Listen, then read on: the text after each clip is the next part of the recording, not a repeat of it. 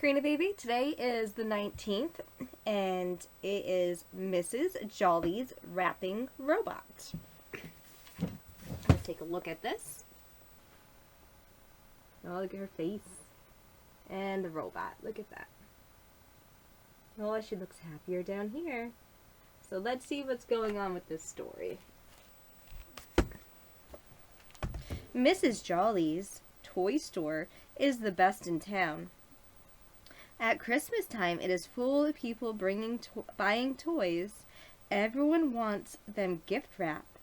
Trains, puppies, trucks, and dolls. Mrs. Jolly wraps them all. Each present takes quite a lot of time. So this year, Mrs. Jolly decided to speed things up. She invented a wrapping robot. It was a machine with rolls and brightly colored paper at the end and spools of ribbon at the other. In the middle were boxes of all shapes and sizes. At first, Mrs. Jolly had a few problems with her new invention. She put a box of blocks on the machine and switched it on. The robot picked the blocks up with its metal arms and threw them all over the place. Another time, the lever that unwound the wrapping paper got stuck in the on position, so the robot wrapped one teddy bear 16 times. Mrs. Jolly adjusted a few knobs and got everything working properly. From then on, the robot wrapped, tucked, folded, and tied each present perfectly. It saved a lot of time. The robot wrapped 12 presents in a minute. More and more people came to Mrs. Jolly's toy store, and she was busier than ever. "What a wonderful wrapping robot," said the customers. "Thank you," said Mrs. Jolly, "and a very Merry Christmas to you all." Oh, and they get to watch the robot wrap it. I think that Mrs. Jolly had the problem because she just had a bunch of stacked blocks instead of having it in a bin or something, so that this way the robot wouldn't fumble and drop them all, right? Ooh, it's like, who's gonna knock the tower down to the ground, to the ground, to the ground, ground, ground? The robot's gonna knock the tower down to the ground, to the ground, to the ground, ground, ground. Alright, so today we're gonna work on our poem book, our favorite poems. And we're starting at Almost Any Time is Laughing Time. We have a bunch of animals in this picture, so let's explore this section of the book. Laughing time. It was laughing time, and the tall giraffe lifted his head and began to laugh. Ha ha, ha ha. And the chimpanzee on the gecko tree swung merrily with a tree he he he he he he he he he he he he. It's certainly not against the law, chuckled Justice Crow with a loud gruff ha ha ha ha. And the laughing bear, who could not say no, waltzed up and down on the tip of his toe. Ho ho ho ho. And the donkey dandily took his paw, and around they went.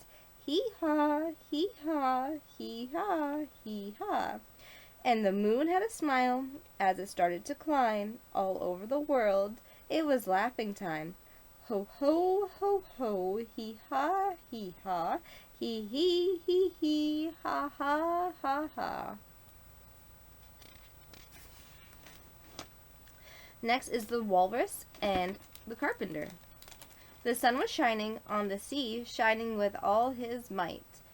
He did his very best to make the bellows smooth and bright. And this was odd because it was in the middle of the night. The moon was shining silkily because she thought the sun had got no business to be there.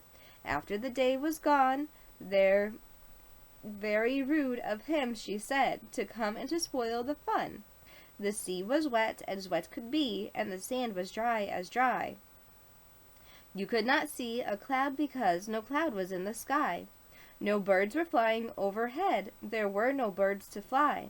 The Walrus and the Carpenter were walking close at hand. They wept like anything to see such quantities of sand.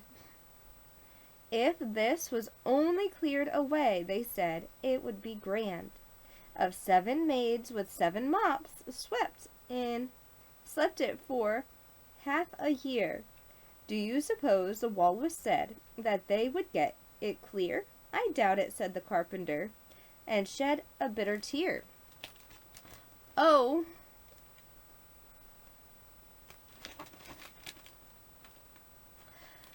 Ostrich came to walk with us, and Walrus did beseech a pleasant talk and a pleasant walk along the brighty beach. We cannot do with more than 4 to give a hand to each. The eldest oyster looked at him, but never a word he said. The eldest oyster winked his eye and shook his heavy head, meaning to say he did not choose to leave the oyster bed. But 4 young oysters hurried up, all eager for the treat. Their coats were bustling, their faces washed, their shoes were clean and neat. And this was odd, because you know they haven't any feet. 4 other oysters followed them, and yet another 4. And thick and fast they came at last, and more and more and more, all hopping through the 40 waves and scrubbing to the shore. The Walrus and the Carpenter walked on a mile or so, and then they rested on a rock conveniently low. And all the little oysters stood and waited in a row. The time has come, the Walrus said, to talk of many things, of shoes and ships and sailing wax, and cabbage and kings, and why the king is boiling, and why the sea is boiling hot, and whether pigs have wings. But wait a bit, the oysters cried, before we have our chat, for some of us are out of breath, and all of us are fat. No hurry, said the Carpenter, they thanked him much for that. A loaf of bread, a Walrus said, is what we chiefly need. Pepper and vinegar besides are very good indeed. Now if you're ready, oyster dear, we can begin to feed. But not on us, the oysters cried, turning a little blue. After such kindness, that would be a dismal thing to do. The night is fine, the Walrus said. Do you admire the view? It was so kind of you to come, and you are very nice. The Carpenter said, nothing but cut us another slice. I wish you were not quite so deaf. I've had to ask you twice. It's something a shame, the Walrus said, to pay them such a trick, after we brought them out so far, and made them trot so quick. The Carpenter said nothing, but the butter spread too thick. I weep for you, the Walrus said. I deeply sympathize. With sobs and tears he sorted out those of the largest size, holding his pocket handkerchief before his streaming eyes. Oh, oysters, said the Carpenter, you've had a pleasant run. Shall we be trotting home again? But answers came there none. And this was squirrely odd, because they'd eaten every one. Oh my. So they had all the oysters. They ate all the oysters after trying. Okay, so the next one is the panther. The panther is a leopard, except it hasn't been peppered. Couldn't you behold a panther's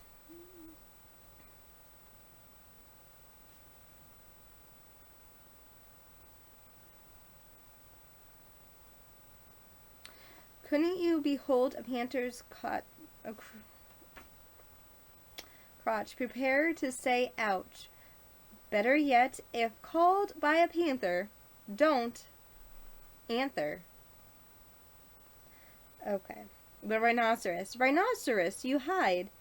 Looks all undone. You do not take my fancy in the least. You have a horn where others, brutes, have none. Rhinoceros, you are an not so pretty beast.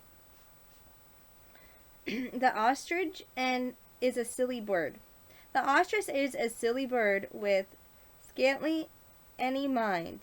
He often runs so very fast he thinks himself behind. Oh, he leaves himself behind.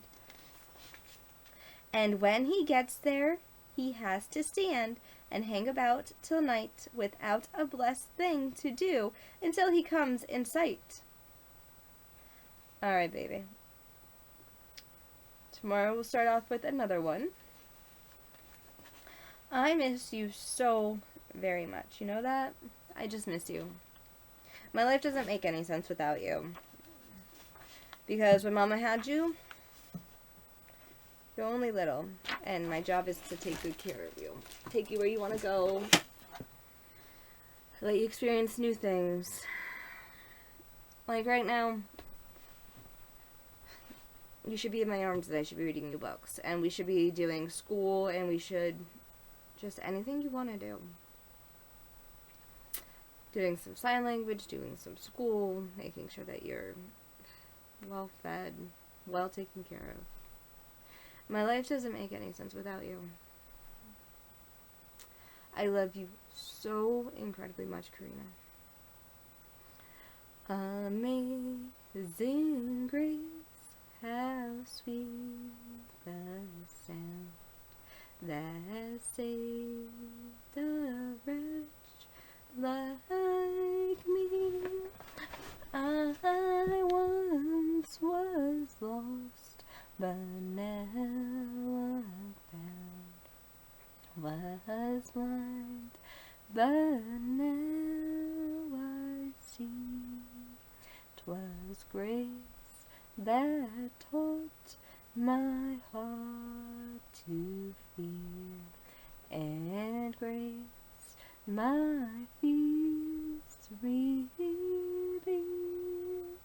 How precious was that grace thus far, the hour I first believed.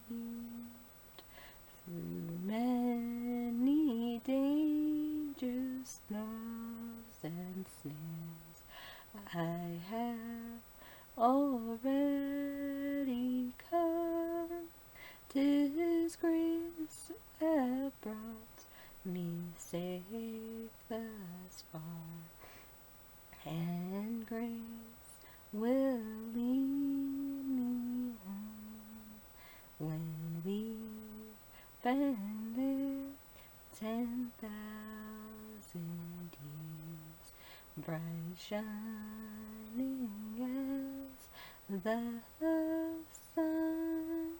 We've no less days to sing God's praise than when we first begun.